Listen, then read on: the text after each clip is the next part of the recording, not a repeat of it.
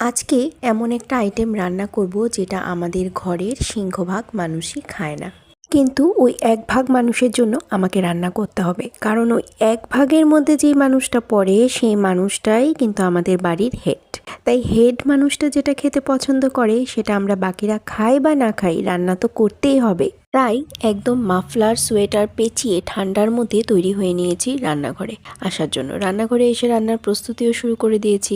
আর প্রস্তুতিটা দেখে নিশ্চয়ই তোমরা বুঝতেই পেরেছো যে আমি কি রান্না করছি। হ্যাঁ, আমি রান্না করছি পেঁপে আলু দিয়ে দম। পেঁপে আলুর দম আর আলাদা করে কোনো রেসিপি দেখানোর নেই, কারণ এটা এত কমন একটা রান্না যে ম্যাক্সিমাম বাঙালি বাড়িতেই এটা কিন্তু হয়েই থাকে।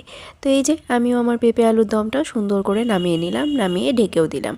আর রান্না করেছিলাম এই যে ট্যাংরা মাছের ভাজাটা, যেটা তোমাদের সাথে আমি অলরেডি শেয়ার করেছি। তারপর স্নান করে চলে গেছিলাম ঠাকুর ঘরে। তাড়াতাড়ি করে ঠাকুর পুজোটা দিয়ে নিচ্ছি।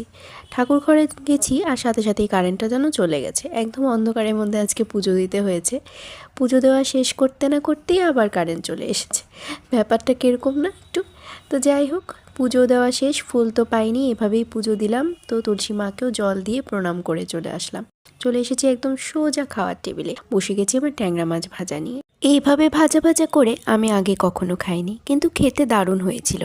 তোমরাও খেয়ে দেখতে পারো যদি আগে না খেয়ে থাকো।